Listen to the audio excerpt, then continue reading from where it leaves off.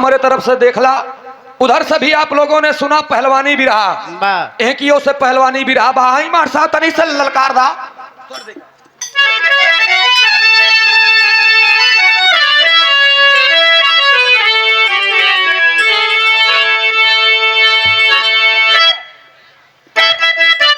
यो बेटे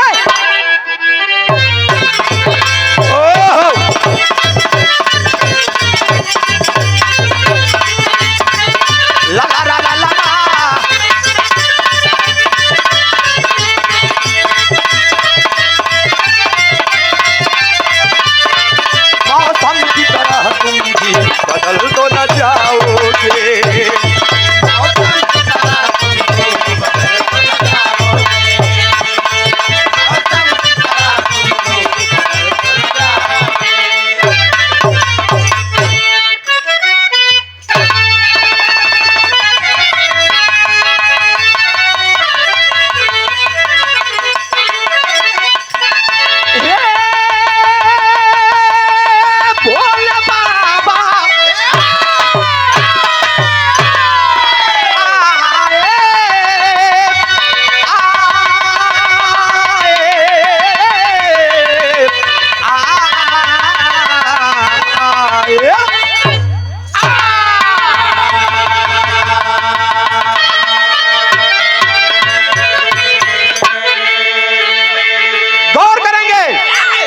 चार लाइन भूमिका में संकेत बाई।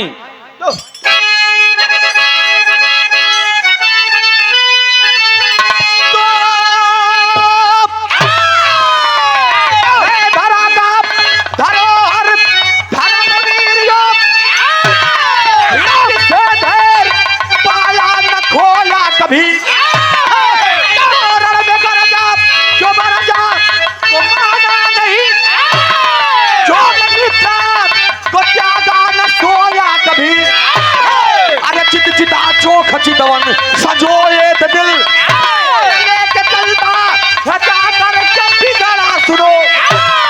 मर्द से मर्द हाथ मिलाता नहीं, मर्द है ही नहीं होता ही जरा सुनो।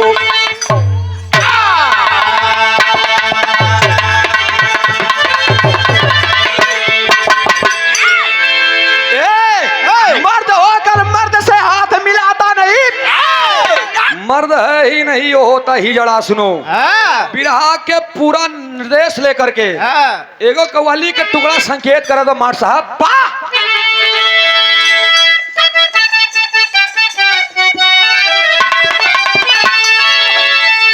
कोनो दिल फेंक आशिक अपने मासूका से गद्दारी कैले रहा, तो वो गद्दारी कैले बा।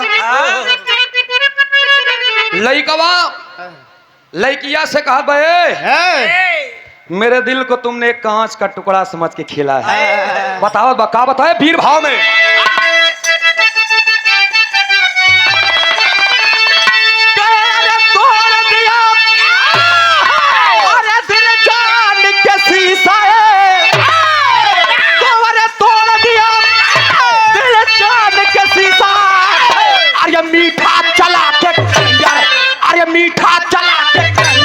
नजरों में तेरे जानम है जाम का समंदर, नजरों में तेरे जानम है जाम का समंदर।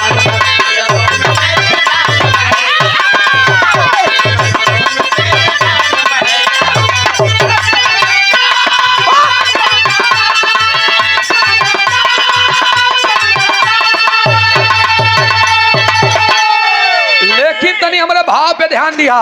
कैसे मार साहब?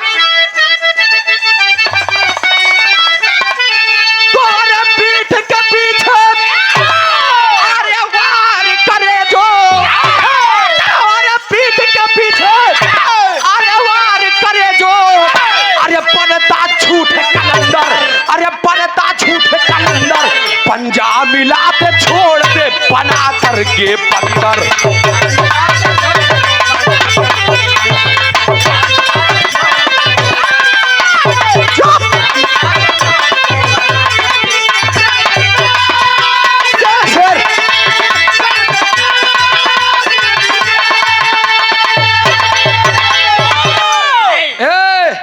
पीठ के पीछे वार करे ये जो बनता झूठे कलंदर अब पंजा मिलाते छोड़ दे बना करके बंदर। तनी ध्यान दिया आप कहानी के कर बा कहाँ के बा कैसन बा हमरे बिरहा के जोहरी शैली में बतावल गेल। कैसे मार साहब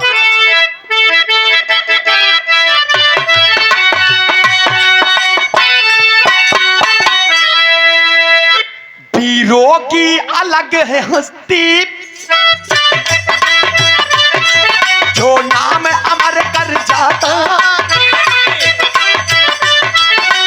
वीर की सुनती कहानी वीरों क्यों है भाता। एक के गावे जानता या बुल्लू गोवाल बुल्लू उस्ताद तो रामदेव उस्ताद जब खड़ा हो कहा ये बुल्लू गोवाल का लड़का हवा खड़ा कर बहादुर टाइट कह दे कैसे करे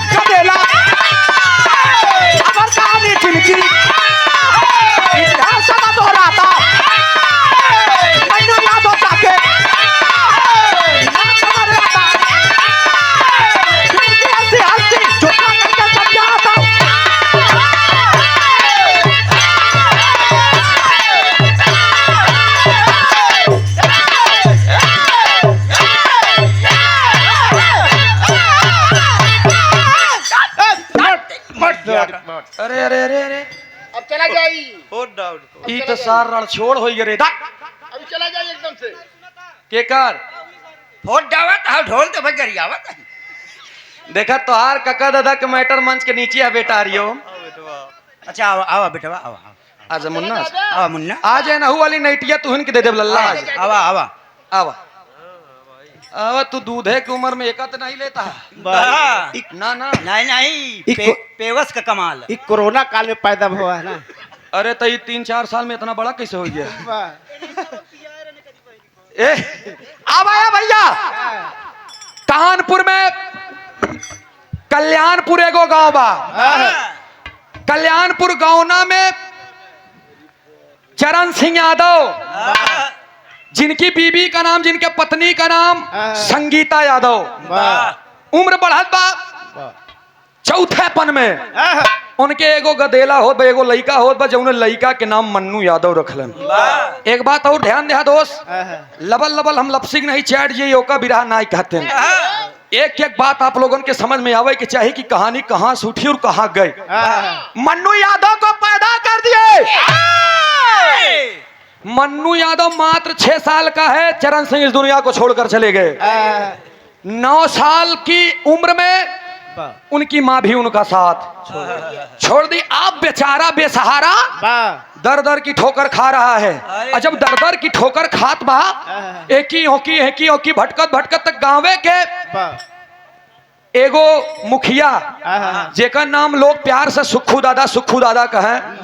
सुखू दादा आइलन और कहलन के एक काम करे बेटा मन्नू इधर उधर तुम ठोकर खाओगे गांव के बाहर जाओगे हमारे गांव की बदनामी होगी। एक काम करा तोका ले चल के वही के ठाकुर जमींदार जेकर नाम रघुराज सिंह बतावल गई रघुराज सिंह ठाकुर के हवाले कर दिए। जब रघुराज सिंह ठाकुर के हवाले कर दिहलन अच्छा कितना जने ई सोचत हो कहीं कुंडा प्रतापगढ़ वाले रघुराज प्रताप सिंह तो नहीं ना ना वो उनकर बात ना बाप लोग तनिको दिल पे लेबे जी करा। ई बात हुआ के बाप कानपुर के रघुराज सिंह ठाकुर उनका नाम था। वाह। ले जा करके दे दिए सुखू दादा की, ये ठाकुर साहब वाह। आपके पास इतनी जमीनें हैं, वाह। गाय बा भैंस बा, ये हीरे के गदेला बिठुर बा, आहा। एकर आगे पीछे केहू बा नहीं साहब, एगो काम करा, एक घरवे के काम दे दा, ई तोहरे घरे के सब काम कर दी, तोहरे गाय भैंसी के हटाओ लगाओ सारा काम ये मन्नू कर देगा, बाहर जाएगा गांव की बदनामी होगी। रघुराज सिंह ठाकुर ने कहा कोई बात नहीं है साहब, वाह। हमारे पास एगो बेटवा, जौने बेटवा के नाम कमला सिंह बतावल गई। और जब कमला सिंह के नाम लिहलन ना, कमला सिंह 12 वर्ष के रहे, 9 वर्ष के, वाह। दोनों साथ में रहे लगलन। लेकिन ई जवन मनुआ रहे, वाह। यह अपन तेज तर्राक रहे, हीरे के काठी रहल भाई, बढ़िया एकदम दोहरी बदन के रहे, खाद पियत रहे, रोज भैंस हटावे, इधर करे उधर करे, लगावे मनावे, सब इधर उधर के काम करत करत समय बीतत बा। दोनों बच्चों की उम्र जब 18 साल क्रॉस हो गई, वाह। जब आयु क्रॉस हो गई ना, तब कमला सिंह ललकारत बा, फनकारत बा, माई ओकर खूब बढ़िया से दूध पियौले ह। आ सौभाग्य के बात ही कि जौन मनुआ रहे, ओकर स्वभाव, ओकर मृदुलता, ओकर शालीनता ठाकुर साहब के धर्म पत्नी के दिल में एकदम जगह बना लिया। अपने बेटवा से ज्यादा मन्नू यादव के माने लगले।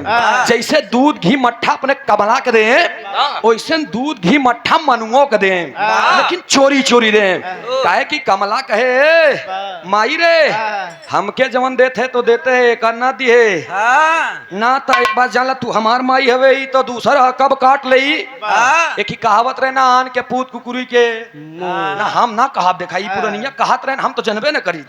लेकिन ए भैया अच्छा दोनों बहादुर एकदम कटावन नेता बन गईलन। के था में पहलवानी में जहकी जाए, जैसे नेताजी के कहा नेताजी नेताजी, वैसे पहलवान जी पहलवान जी पहलवान जी कहे लगन।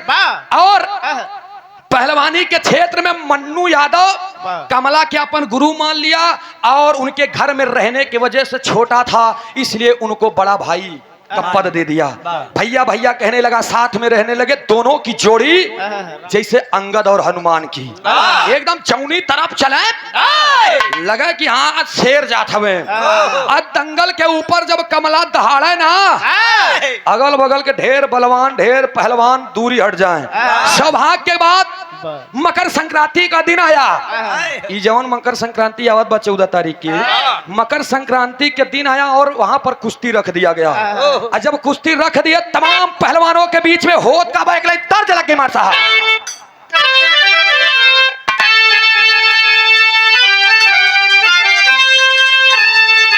यह गीतिया के बाबू रामदेव उस्ताद गाँव है। कैसे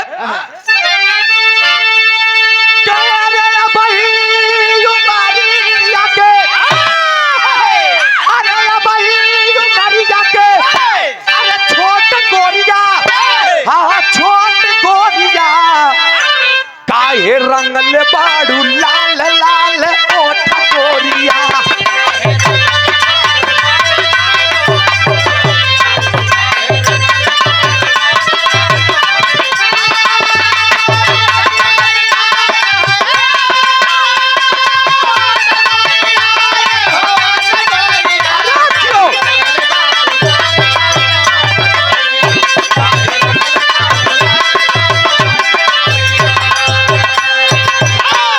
लेकिन ए भैया इधर कहानी पे तनी ध्यान दे। मकर संक्रांति के दिन तमाम दुनिया के पहलवान आए हैं, और वही समय कमला सिंह जब लंगोट कस के चढ़ा है, तो होत का बाप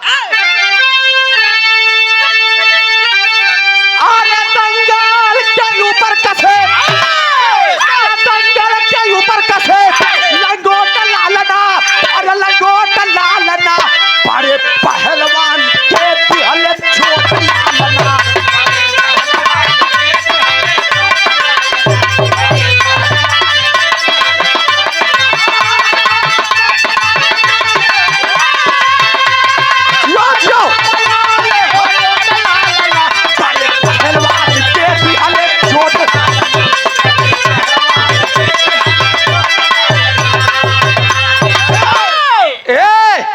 जे भी पंजा मिलावत बा कमला सिंह पहलवान, अरे बाप रे बाप, तो हरी बदन एकदम गुठीला बदन, पंजा मिला के खींच के धक चापत बा एकदम बटूर जात हवे फट से। चारों खाना चित। वाह, धीरे धीरे धीरे धीरे कुश्ती वाह, एकदम लास्ट की ओर बा और कमला सिंह को चैंपियन बना दिया गया। वाह। अब कमला सिंह चारों तरफ बोलबाला हो गए। कोनो माई के लाल बा कमलवा के हाथ मिलावे वाला बा, कोनो कमला से हाथ मिला ले। धीरे धीरे समय बीतल गए। गांव के ही लोगों ने कहा रे फिर से कुश्ती रखल जाई। 3 महीने के बाद में फिर से कुश्ती रखलन और वही कुश्ती में सुखू दादा दिमाग लगा दिलन। का दिमाग लगल अंतरे में?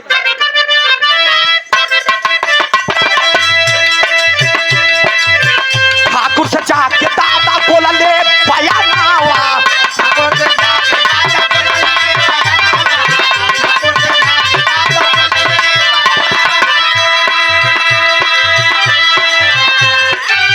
कमला यार मन्नू कहाँ है पालो वनवा।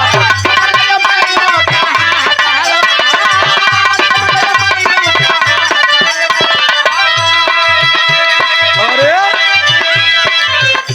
अरे पूरी जनता तब दियाले, पूरी जनता बकैले सपोर्ट लालना पर पहलवा के दियाले चोट लालना।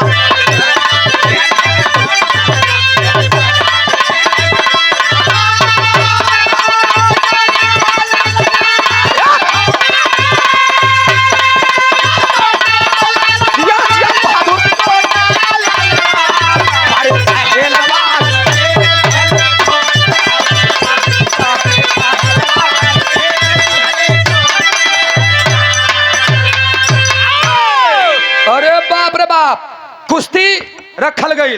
पूरे गांव के लोग वहां पर चारों तरफ से खड़े हुए हैं। दो पहलवान के कमला सिंह पटक दियलस। और जब हाथ उठावत बा तब तक सुखू दादा जाके रघुराज सिंह ठाकुर से एक बात बोले कि ठाकुर साहब, पहलवानी में तोरे पेटवा कमला के तो केहू पावे वाला नहीं बा, लेकिन पूरे गांव के लोगों का और हमारा भी एक सपना बा एक पूर्ण कर देदा। कहने का कि ये सब लोग सोचते हैं कि कमला से एक बार काहे ना मनुआ के लड़ा देता। दोनों एक ही अखाड़ा के पहलवान। जब इतना बात सुने तो रघुराज सिंह ठाकुर के ने मनुआ लड़ी हमरे लइका से। गरीब सहाय हीरे के लइका हरे, खाए बिना टूटल बा, हमरे घरे गोरुआरी करत बा, उन्नो करे से हमरे लइका के लड़ाई बा। पूरे गांव के लोगों ने ताली पीट दिया और हाथ उठा दिया कि ना ना ना, मनुआ से कुश्ती होके के चाहिए कमला के। अरे जब रघुराज इतना सुनलन ना, रघुराज सिंह ठाकुर उसी जगह पर मन्नू को बुलवाए।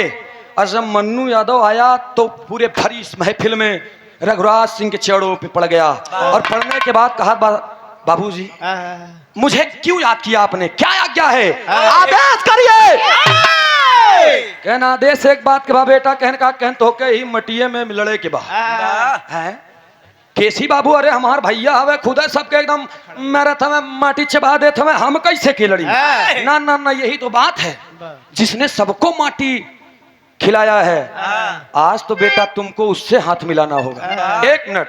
जब इतनी बतिया सुने तो बाबू से उठ करके मनुआ कहा बा कैसी लड़ा के बाबू आदेश कीजिए। कमला लंगोटा वोटा एकदम बढ़िया से बांधे रे। सुक्कू दादा हाथवा उठा दिल कि ये बेटवा या ही से लड़े के। मनुआ कहे बाबू ये तो मेरे बड़े भैया हैं। हाँ भाई भाई, मैं इनका नमक खाया हूँ और ये दंगल में हमारे गुरु आए। मैं अपने गुरु से कुश्ती नाना, ये मेरे बस की बात नहीं है। जब इतना बतिया कलन तब तक रघुराज के दिल पे लग गई बात। मेरी बातों को ये काट रहा है। अब उसके दिल दिमाग की बात नहीं समझ पा रहे हैं। वो बेचारा सिंपल भी हाई थिंकिंग का आदमी, सादा जीवन उच्च विचार। वो सोच रहा है कि हम अपने भैया अपने गुरुजी से ना लड़ पाई और कोनो के लड़ावा। तब तक रघुराज सिंह ठाकुर उठ करके उसी महफिल के बीच में एक बात कर दिए कि रे चारे लाल, आज मुझे ये बात का एहसास करा दिया तुमने कि तू सच में नौकर है, तू सच में नौकर है। शेर का भोजन देकर के मेरी धर्म पत्नी ने ये गलत किया, और तुम्हें तो मेरी बीवी ने अपने बच्चे की तरह पाला, शेर का भोजन दिया। अरे पहलवान हो और पहलवानी के दंगल में एक पहलवान से लड़ने के लिए हट रहे हो। कहीं ना कहीं मेरी धर्म पत्नी यानी तेरे धर्म की माँ के दामन में खोट। अरे बाप रे बाप, इतना सुनते मन मनुआ के एकदम जोश जाग रहे, बिलबिला उठा। एक मिनट बाबूजी, मुझे आप भरी महफिल में जूतों से मारिए, मैं नहीं बोलूंगा। मुझे मारते मारते इस मिट्टी में मिला दीजिए, मैं नहीं बोलूंगा। लेकिन प्लीज, मैंने एक माँ बाप को खो करके एक ऐसी माँ को पाया, उस माँ के दामन पे अगर आप उंगली उठाएंगे और भरी महफिल में, तो ये मन्नू अकेला ही नहीं, अपने भाई बहन अपने भी बाप से भिड़ने के लिए तैयार है। अब देखा, अच्छा मनुआ इतनी बात कहा, पूरे महफिल में शोर हो गई। और जब शोर हो गई तो होत का बहिनी तर्ज लग गई मार साहब।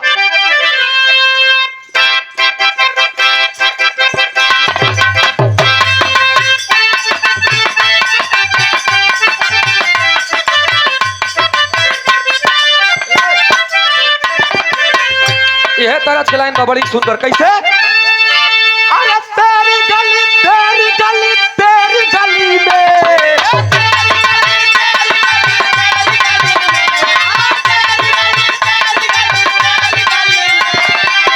तमाचा तमाचा तमाचा परहाउ महीना तेरी गली में।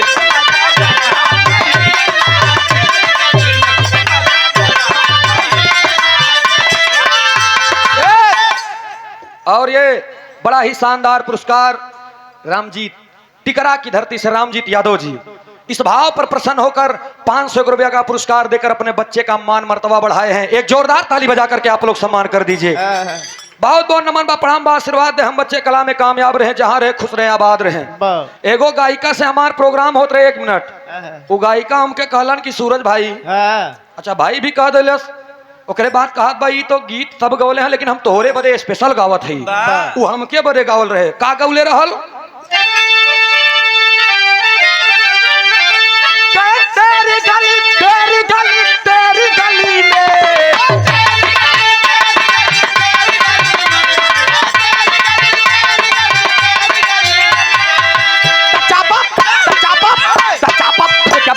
पसीना तेरी गली में।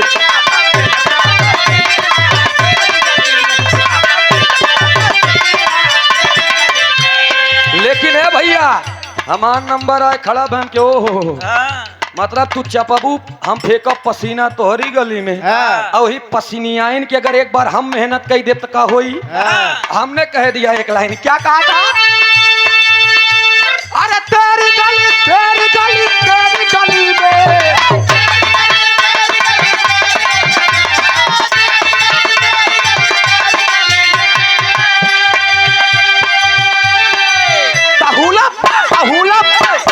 गिनबू 9 महीना तेरी गली में।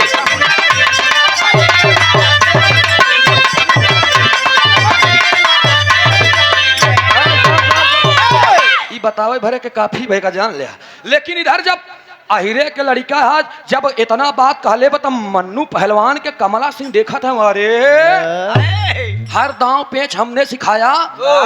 मुझे भैया भैया और गुरु गुरु कह करके आज दंगल में हमसे ही हाथ मिलाने चला है। होत का बात कहल गई। और यह शानदार पुरस्कार हमारे हृदय के गार्जियन नीबी की धरती से राम बाबू यादव, हमारे फूफा जी इंजीनियर साहब के आप गनर हैं। आपको और आपके पूरे टीम को मैं बहुत बहुत नमन करता हूं, प्रणाम करता हूं। नीबी खुभार झूसी ये ऐसी सरजमी है जेकरे पास अगर 2 3 बिस्सा 4 बिस्सा बा ना तो करोड़ों में खेलत बा। बहुत बहुत नमन बा, प्रणाम बा, आशीर्वाद की चाबा, इसे प्यार दुलार बना रहे आप लोगों के। लेकिन होत का इधर बात सुन करके ठाकुर साहब के हम मन्नू करत का बाप, अरे दंगल बीच दंगल बीच दंगल बीच में,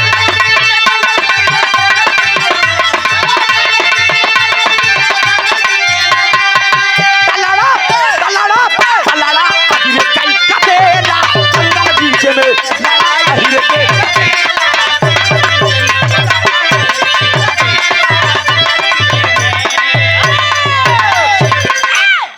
लिया हाथ, चरण को पहले चूम लिया बड़े भैया के, भैया मुझे माफ कीजिएगा, बात मेरी माँ के ऊपर आ गया।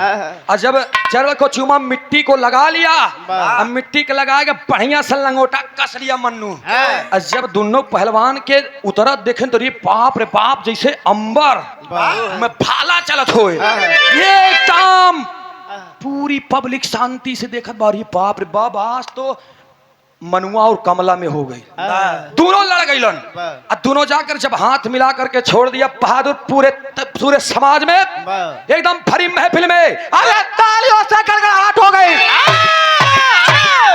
अब पूरी महफिल एकदम सन होई का, भैया तनी एका बढ़ा दा बाजा वाले भैया, तनी एका बढ़ा दा, हालांकि ना बढ़ा तब हम गरम हो गए, हम जाबे करब हुआ ए भैया। अब देखा, जब इतनी बात कहले से ना, पंजा मिला दिया, पंजा मिला करके दोनों वीर लड़ रहे हैं। होत का अंतरवे में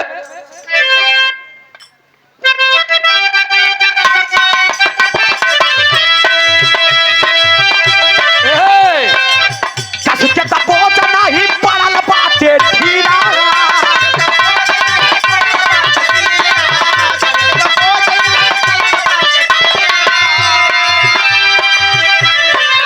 कमला के लखिया से दिखाई लागे पीला।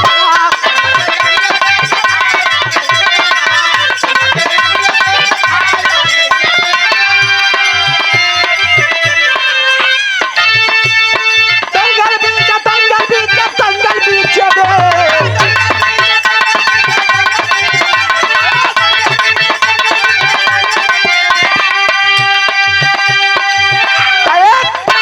बीच एक घंटे में रेला, दंगल बीच में एक घंटे में रेला।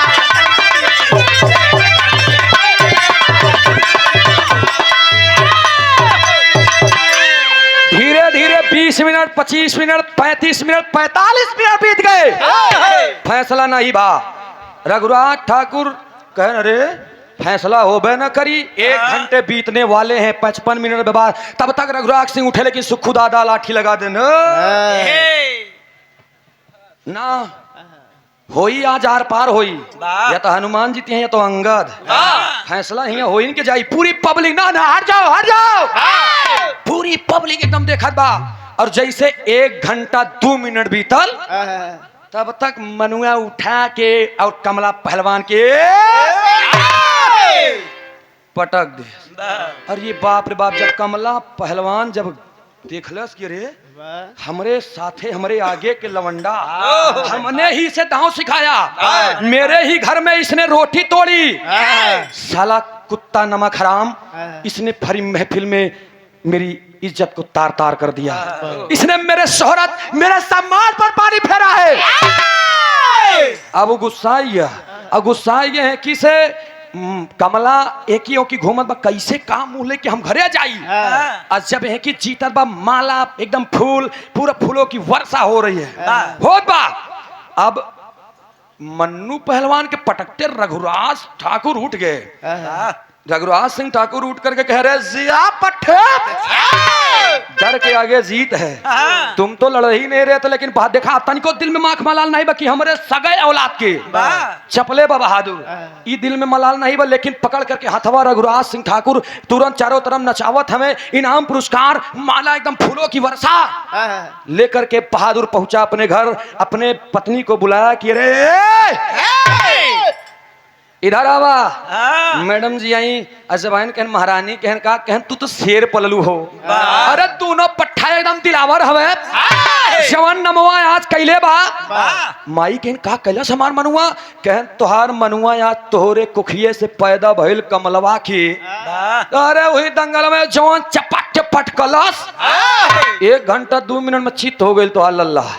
अरे बाप रे बाप, माई ले जा करके अपने लड़का के पोछत बा, पोछ पाँच के खूब बढ़िया दिले जा लाल। अब मनुआ जंडाई लहीर फिर लग गए अपने खेती बाड़ी में, अब भैंस गोरू की इधर उधर करत बा। 8 बज गया, जब 8 बज गया रात, मन्नू को ले जा करके माँ खाना देती है। और जब खाना दे के और रात में कमला अपने संतान जिसे उन्होंने अपने ही उदर से पैदा किया था, उनके कमरे में जब जात बा महतारी, दूध एक हाथ में ली है और एक हाथ में भोजन की थाली ले जा करके अपने बेटे को कहती है माँ की बेटा, ए बेटा कमला, आज तो मेरा लाल थक गया होगा ना, उठ जा ले भोजन कर ले। तब तक कमलवा री बाप रे बाप उठा करके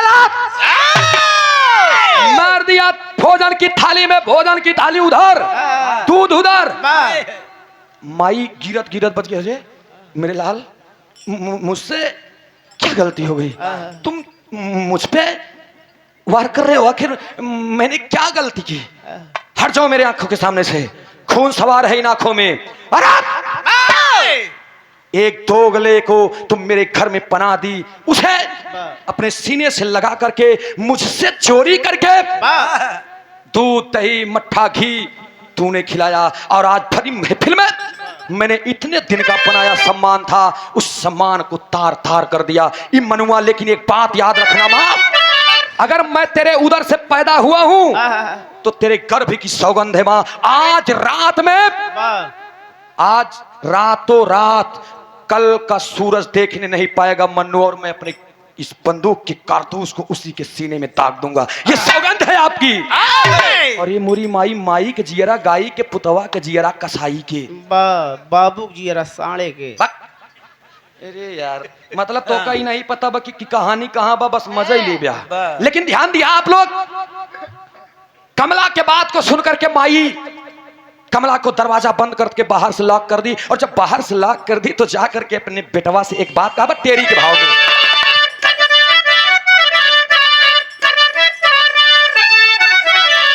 अरे ललडबू बिना रोवत माई, अरे लाला नवा बिना रो,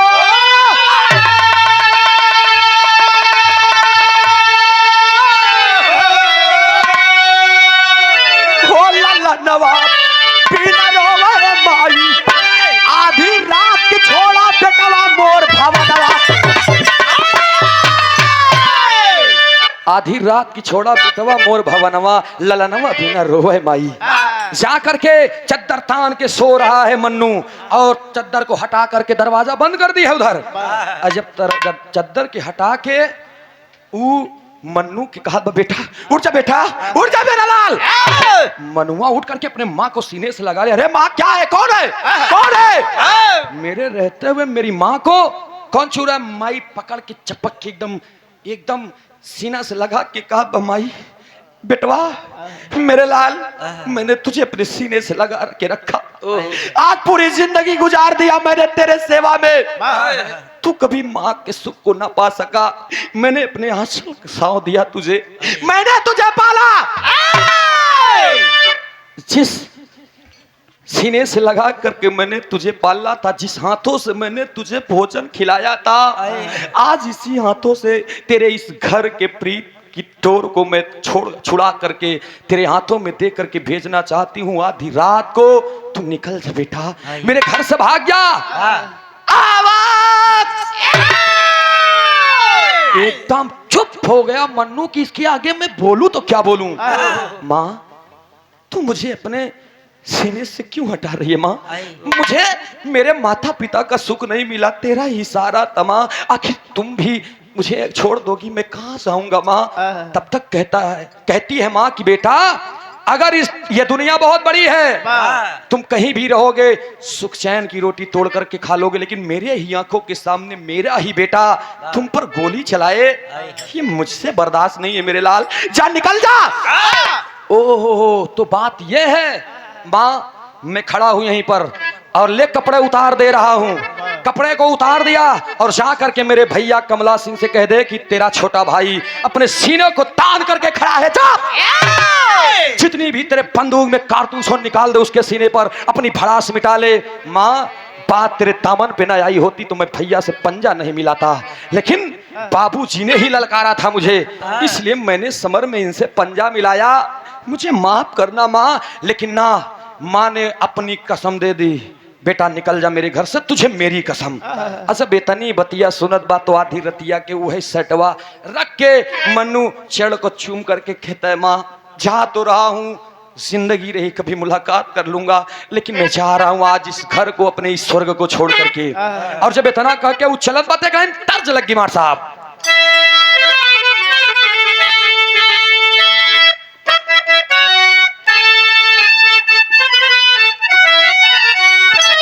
यह गीत के लाइन बा, आय हाय, अरे ये दुनिया प्यार के रिश्ते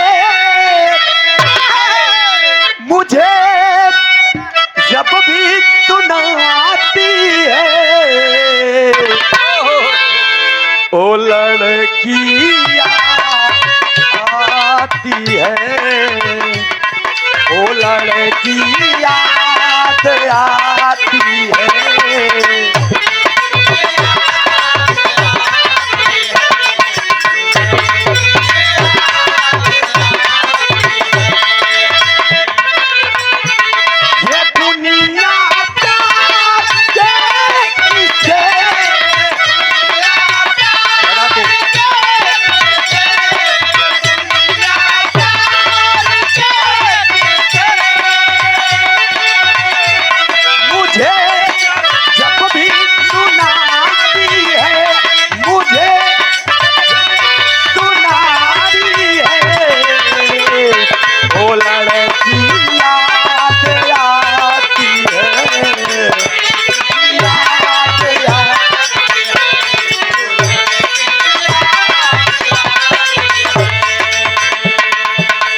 रो रहा है बच्चा और अपने गले से लगा करके घर को छोड़ दिया। और जब घर के छोड़ दे बात तो होत का बमार साहब कहे,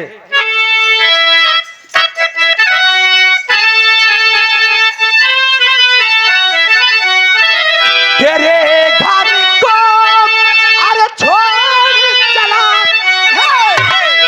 कोई राह में टोके, मेरी मैया मुझे तुम, मेरी मैया मुझे तुमने एक बार न रोके। इलाहाबाद में बड़ी सुंदर वादकी बस 7-8 महीना हो गया ढोलक बजावत। हमरे हरिओम के ही बड़े कई बच्चा कुछ मेहनत कैला तनी से, खैर छोड़ा, बहुत सुंदर वादकी बा, तनी और मेहनत के जरूरत बा। अब आप लोग देखा रो रहा है, छोड़ दिया घर, चला गया। अब जा करके वही घर से 20 किलोमीटर दूरी पे कुछ ठिकान लेके चाहत बा, लेकिन ओके मिलत नहीं बा। और आगे जाता है, धीरे धीरे निकल करके एक गांव में पहुंचल, जौन एक गांव के नाम छैया रहे। और वही छैया में जा करके केदारनाथ यादव एक जमींदार रहलन। केदारनाथ यादव जमींदार के पास गइलन, कहले साहब आपो जमींदार हवा और रही हवा, हम वही रही, लेकिन हमरे आगे पीछे केहू बा, हमके अपने दुआरे रह के शरण दे दा, हम तोरे हिया रह के तोहार भैंस गाय चराई, जोवन मन तवन दे दिया, केवल 2 वक्त की रोटी और कपड़ा दे दिया, हम इतने में जीवन गुजार ले। जब इतना बतिया कहले बा, केदारनाथ रख लिहन। जब केदारनाथ रख लिहन तो धीरे धीरे समय बीतत 6 साल के समय बीत गए। जब 6 साल के समय बीत गए, कमला सिंह का दरवाजा खुला है, तब वो देखता है मन्नू को नहीं पाया, शांत हुआ गुस्सा। धीरे धीरे धीरे धीरे पहलवानी के क्षेत्र में इतना दबदबा कायम कर लिया कमला सिंह ठाकुर, कमला सिंह पहलवान, कि चारों तरफ पूरे जिलों में, पूरे प्रदेश में नाम गुजैला कि कमला सिंह पहलवान से हाथ मिलाने वाला कोई माई का लाल है नहीं। 6 साल के बाद सुख हुआ दादा, बुढ़ाई दांव उठाए लाठी के, एक काम करा, अब एक ऐसा कुश्ती हम रचावे चले जो विश्व लेवल के होए, रचा दिया कुश्ती। जब कुश्ती रचा दिए तो वही कुश्ती में तमाम लोग आए हैं, एक लाइन तरत बमार साहब कैसे,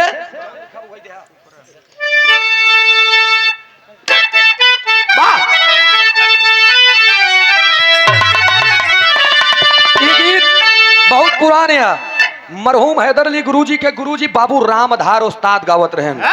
कौनो लड़की रहे 17 साल के उम्र में ओकर गवना हो गया। दुल्हा के हाल ना जाने वो बेचारी अब जब 18-19 साल के धीरे धीरे होत बा तो जब ए भैया हाँ। दीपावली के बाद जौन एक त्योहार आवा था जेका लोग का कहतिन ढिठवन एकादशी हाँ। लय के बड़ा के गन्ना आहा, ऊ करियई लाठी की नहीं वाह। अब ऊ सवेरे सवेरे दलिद्दर खेदेस वाह। और जब दलिद्दर खेद ओत के घरे मुहारे लगे पहुंची ना वाह। तो ओकर बुढ़ऊ जवन रहन 95 साल के आहा, अरे रजन नवई नवई आंखी खुलाए रहन वाह करियवा चश्मा लगाए रहन कादर खान की नहीं चारपाई पे बैठा रहा है वाह। आज जब बढ़िया देखें तो जौन मेहरुआ रहे आहा, ऊ बेचारी गई और थूकत रहे ऐसे तुरंत नोच नोच वाह। नोच नोच जब थूके बाबू देखें कि हैं सवेरे 6 बजे तनिक चश्मा उठाएन वाह। और जब तनिक चश्मा उठाएन तो बुढ़ऊ दादा कहन अरे बाप रे बाप आहा, करे वाह। देख के लच्चू सताए तो नान नान देवर तो बुढ़ऊ अब मोहार ताकत ते अकेले हुले परी हरे करे पतो ही मौका न चुसो बेकार है। जब इतनी बात कहे तब पतोहिया लगे गई कहा बाबू रे तो का बहुत देखा था कहा हाँ। बाबू के नदी बाप रे बाप अपने जवानी में बिन खोदा ही नारा डा कर रहे पागली उधर सुनबई भैया आप लोग बहन अच्छा ये भैया इतनी बात सुने तो बाबू कहना भाई हम जिंदा ही रहे हम जैसे चाह वैसे तो का करे के पड़ी का बताए नहीं पुरान चीज या यह गीत के लाइन बा कायर ऊपर के तोड़ के लाड़ी का बन का गई दे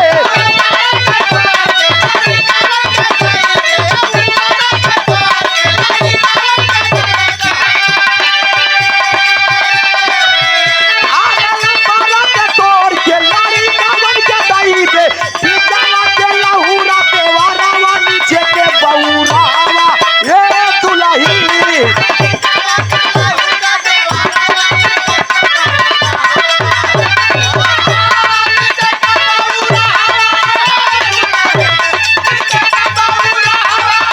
अरे बिचारा के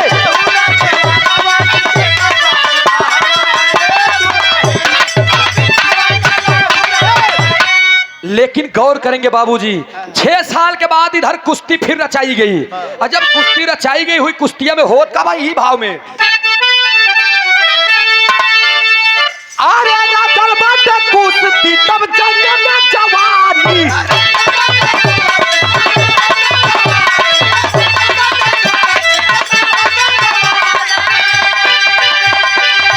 अरे रातल बाटे कुश्ती तब जंगे में जवानी होत बाटे जग के पहलवानी तब भारत बाटे पानी ये पंचो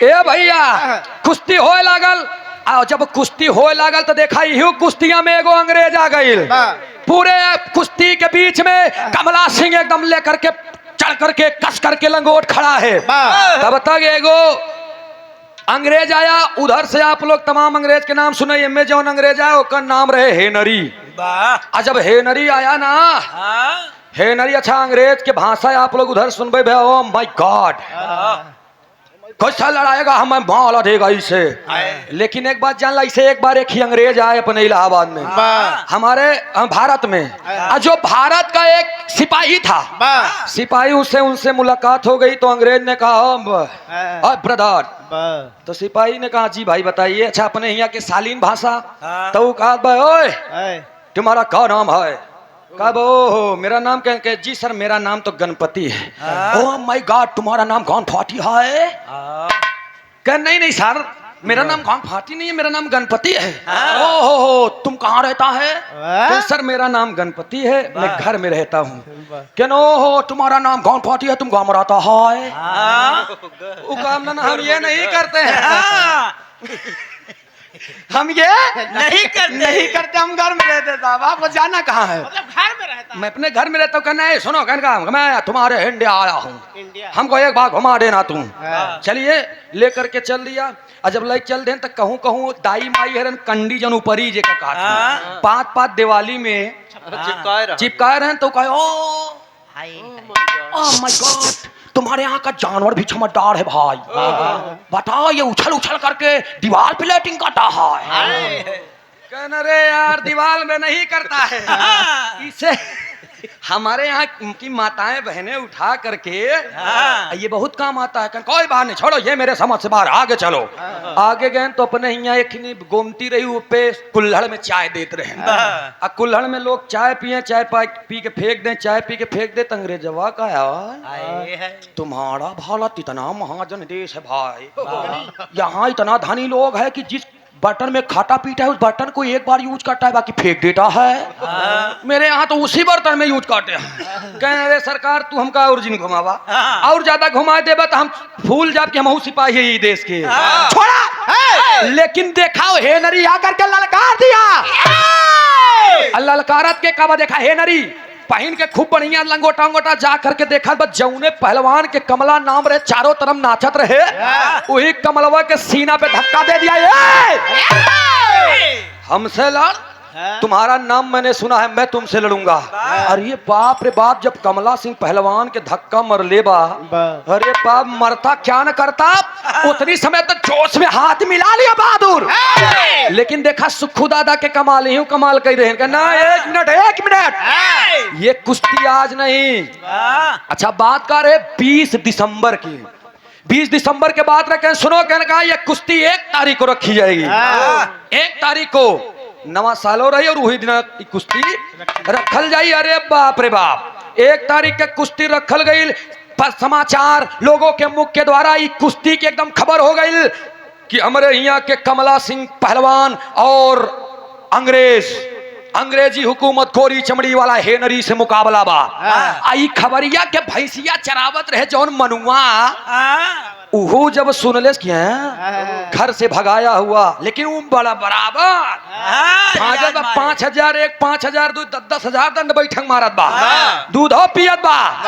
धीरे धीरे जब ये खबर मन्नू पहलवान के मिलल तो मनुआ कहा कि रे बाप रे बाप, हेनरी से मुकाबला हमरे गुरुजी के, पता नहीं राम ये जीती है कि हरी है। आज तक तो मैं नहीं गया अपने उस घर में जहां से मैं भगाया हुआ हूं, लेकिन मैं इस कुश्ती को देखने जरूर जाऊंगा। दिल में ठान लिया। 1 तारीख का दिन भी आ गया, पूरे देश दुनिया के लोग वहां पर भीड़ लगाए हुए हैं। हेनरी कोरी चमड़ी वाला तोहरी बदन जब लेके आया था, देखा हूं मैं जम फाड़ रही एकदम। कमला सिंह पहलवान जब देखे तो कब अरे बाप ये जीती की हारी। अब देखा उनके मन में नेगेटिव भाव चलत बा कि अगर हम हार गए, जीत गए तो ठीक बा, अगर मैं हार गया इतना दिन का सम्मान, इतना दिन का शोहरत सब हमारी मिट्टी हो जाई। और वही बीच में चारों तरफ से मनुआ भी पहुंच गए। अब मन्नू पहलवान जाओ हट जाओ भाई हट जाओ। देखत ऐसे ऐसे पहुंचे, देखत बा हमरे गुरुदेव आवत हुए। अब के कहे दंगलवा के बीचे में जाए बड़े आधा फील्ड में अलन, तब है कमला लौट गई तो पूरे वहां के जनता लोग सोच रहे अरे ये क्या हुआ कमला को, इसे तो लड़ना चाहिए, ये लौटा क्यों। अब इतना पूरे लोग में आपस में तू मैं बात हो रही है। अब तब तक मनुआ कहा बरे बात हमारे मातरे हिंद की है, हमारे मिट्टी की है, गुरुजी को लड़ना चाहिए, आखिर भैया हट क्यों रहे हैं। बर्दाश्त नहीं हो मनुआ के। मनुआ कहा मार देबे करी हैं, नामर्द बन के जिए से बेहतर बा हम ही समर में जा करके इनसे बात कर ले। हट जाओ भाई हट जाओ। सभी लोगों से हटाते पहुंच गया। और जब मन्नू पहलवान पहुंचत बा अपने गुरुदेव के चेड़ों में पड़ा और कह रहा है गुरुजी आप क्यों हट रहे हैं। देखत हमें तब तक आप मत बोलिएगा, मैं जो कह रहा हूं उसमें हाँ कह दीजिएगा बस। अब जब इतनी बात कहलन तो हाँ करे बदे कहना आप हमका ये अपन लंगोटा दे दा। आपन लंगोटवा उठा करके दे दिलन मन्नू पहलवान के। मन्नू पहलवान चढ़ाए जब आपन कपड़ा उतरला, अरे हे नरी कल ई कहाँ रहल रे, ई कैसे आउ ही पीत दंगलवा में मनुआ कल कोरी चमड़ी तुम मेरे गुरुजी को ललकार रहे हो, अभी उनका शिष्य उनका छोटा भाई जिंदा है, हमसे पहले लड़ फिर हमारे गुरुजी से लड़ी है। हमारे गुरुजी हमके देख लिहलन कि वह आएगा मनुआ, अब तू हमसे लड़। जब इतनी बात सुनन तो पूरे समाज पूरे महफिल में ताली बज गई। अरे बाप रे बाप मन्नू आ गया, मन्नू आ गया, मन्नू आ गया, मन्नू यादव जिंदाबाद, मन्नू यादव जिंदाबाद। जिंदाबाद के नारा लगल, मनुआ देखत बा और तुरंत जब उस समर की ओरी चलत बा होत का बा पापड़ के भाव में कहल गई।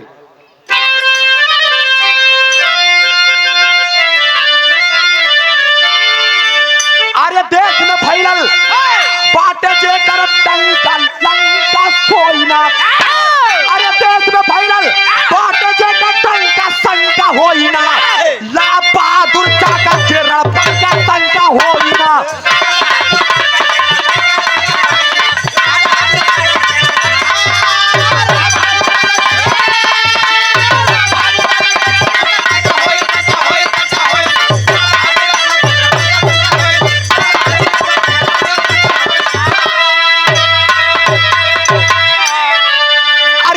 महफिल में तब हेनरी को ललकार, अरे गुरुजी के अपने तब बनल बादशाह,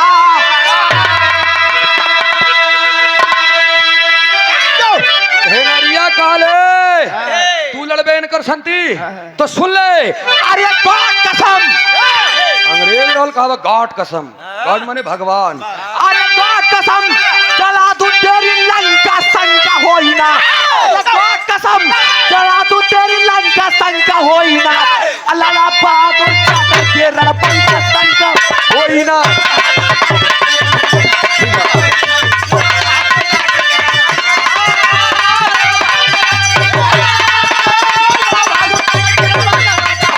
बहुत अच्छा बात।